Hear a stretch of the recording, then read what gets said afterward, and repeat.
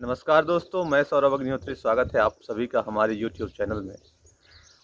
जैसा कि आप सभी देख रहे हैं, कोरोना का समय चल रहा है। लॉकडाउन के कारण हमारे एमपीपीएससी प्रीलिम का पेपर दिन ब दिन आगे बढ़ता ही जा रहा है। अप्रैल से जून हुआ और जून में होने की संभावना बहुत ही कम लग रही है। लेकिन ऐसा नहीं है कि हमें आगे बढ़ने की प्रतीक्षा करनी है। हो सकता है अभी क्योंकि कोई घोषणा हुई नहीं है, तो हो सकता है 20 जून को भी हो जाए। तो हमको हर तरह से रेडी रहना है।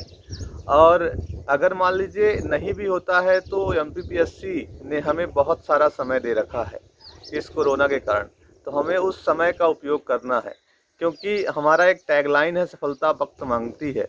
और आप सभी को पता है कि सफलता एक दिन में नहीं मिलती, लेकिन एक दिन ज़रूर मिलती है। हमारा टैगलाइन है ये। तो उसी टैगलाइन के साथ हमने हिमालयन क्षेत्र के बारे में बात करना प्रारंभ किया था। तो उस कड़ी में सबसे पहले हमने बात की थी कश्मीर हिमालय के बारे में।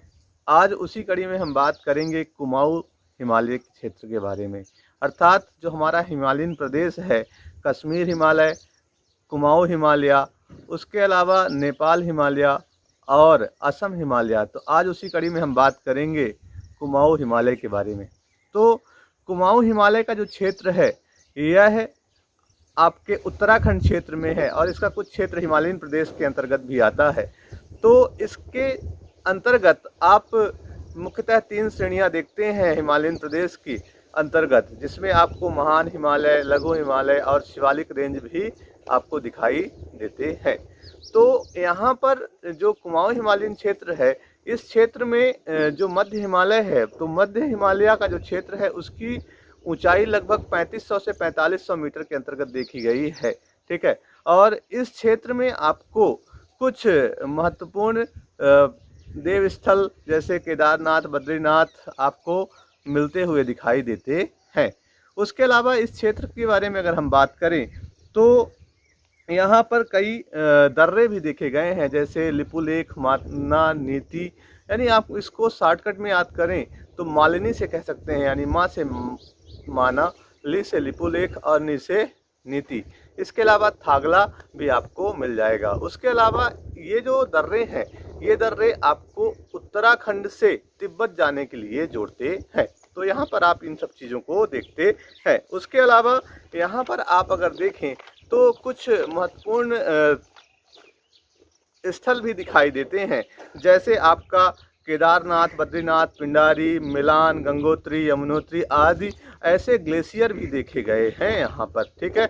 जहाँ से सदाबहनी नदियाँ निकलती हैं, साल भर जल की आपूर्ति करती है, जिनमें गंगा, यमुना, अलकनंदा, मंदाकिनी आदि प्रमुख है। शिवालिक रेंज है इसी कुमाऊं हिमालय के क्षेत्र के अंतर्गत।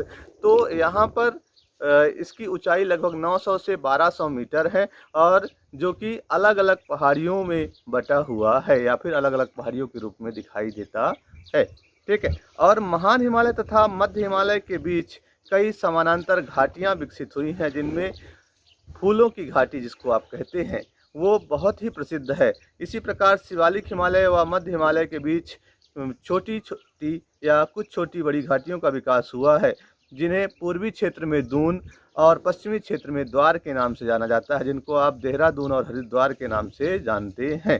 ठीक है। उसके अलावा हम अगर बात करें तो ये कुमाऊं हिमालय क्षेत्र जो है, यह पर्यावरण के क्षेत्र से बहुत ही ज़्यादा महत्वपूर्ण है और यहाँ पर कुछ औषधियाँ भी दिखाई देती हैं, जो कि मानव के लिए बहुत ही उपयोगी हैं। तो यहाँ पर हमने कुछ महत्वपूर्ण स्थल देखे हैं, जैसे आपका मसूरी, नागटिवा भी महत्वपूर्ण स्थल देखे गए हैं कुमाऊं हिमालय के अंतर्गत। तो अब यहाँ पर प्रश्न ये उठता है कि क्या क्या चीज़ें इसमें पेपर में पूछी जा सकती हैं।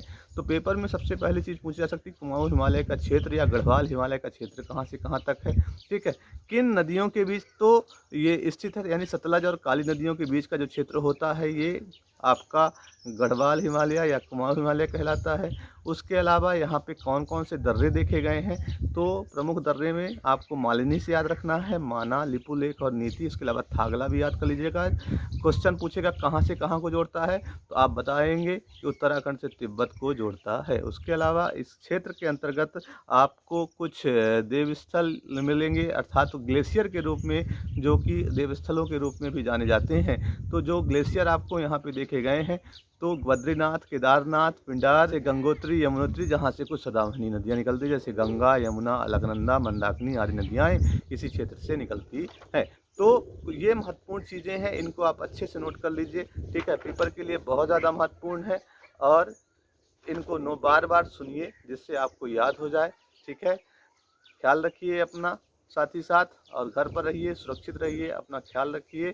ठीक है, और समय समय पर इस वीडियो को आप देखते रहें जिससे आपको किसी प्रकार की कोई समस्या पेपर में ना हो। ठीक है, धन्यवाद।